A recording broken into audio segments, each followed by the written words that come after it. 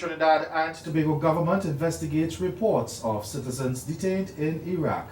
And in sport, Jamaica Scorpions take a 57-run victory over Leeward Islands Hurricanes as the regional 4-day championship ends. I'm Ricardo Roberts, and this is Caribbean in 10 for Monday, January 15th. I'll be back with the details after the break. Did you know that a strategy has been developed to help improve the region's education and human resources? You didn't? Well, the HID strategy, as it is called, will guide CARICOM in how it delivers quality education and training to the people of the region. The strategy has been crafted by a group of experts called the HRD Commission. Consultations have been done across the region to get your input. Do you know that none of us will be left behind? The HRD strategy is important to all of us, students, parents, and employers. It will prepare the region, especially the youth, for the 21st century economy and society. The HRD strategy, unlocking Caribbean human potential.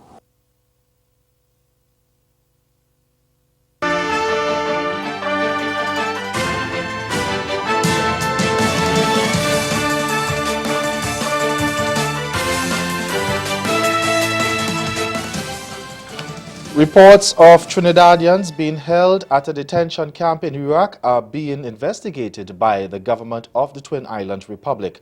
National Security Minister Edmund Dillard said the probe is being carried out through diplomatic channels and other agencies. This follows a legislator saying that reports indicated that Trinidadians were being held in Iraq and the government of that country wanted to repatriate them. The National Security Minister said that while there has been no confirmation of nationals being held, the reports are being investigated. Now, concerning local immigration matters, Dillard disclosed that over 14,000 visitors overstayed their time in the country between January 1st and November 30th last year.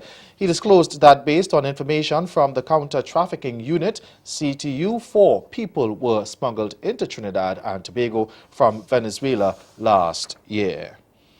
And Trinidad and Tobago's Caribbean Airlines officially launched its inaugural flight to Cuba on Saturday.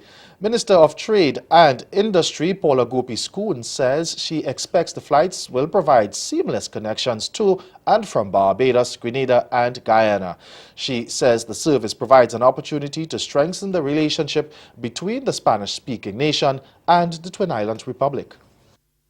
The relationship between Cuba and Trinidad is now poised to be even greater, and specifically in terms of trade and economic relations, tourism, and so that there's a lot to expect from this.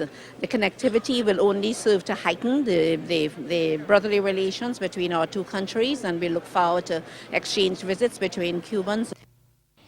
About 90 Pan-African organizations and leaders in the Caribbean have declared United States President Donald Trump persona non grata for reported racist remarks he made last week about Haiti and African nations. During a closed-door meeting on immigration reform with lawmakers last Thursday, Trump reportedly used a slur when he questioned why the U.S. would accept more people from Haiti and countries in Africa rather than places like Norway. And the Pan-African leaders said in a declaration that Trump made himself unwelcome with his vulgar insults against Haiti and African countries. The declaration was authored on Saturday by the Pan-Africanist and Socialist Popular Forces of Barbados and submitted to the people and civil society organizations of the Caribbean for their endorsement and adoption. Now, it said that President Donald Trump is not welcome in any territory of the Caribbean, and the group would petition governments and vehemently protest against any Trump visit and, quote, engage in popular demonstrations designed to prevent President Donald Trump's entry into any portion of the sovereign territory of our Caribbean region, end quote. The declaration added, quote, we, the sovereign people of the Caribbean, hereby declare to the entire world that we vehemently and unreservedly denounce President Donald Trump and the evil and inhumane white supremacy value system that he represents, end quote. Now, after 3 days of denunciations from around the world, including many in the Caribbean and the Caribbean diaspora, Trump declared on Sunday that he is not racist. Jamaica's Prime Minister Andrew Holness is expected to hold talks with the heads of various bargaining units this week as the government seeks to ease concern over protracted wage talks involving public sector workers. Last month, the police staged 2 sickouts to protest the proposed 6% wage increase over 2 years. Nurses also staged a similar protest in November. Tension between government and the country's teachers eased last week after news emerged that favorable consideration was being given to certain fringe benefits proposed by the Jamaica Teachers Association. But teachers will know this week government's proposal for an increase in basic wages. Stay with us. Your Midday Sport is next.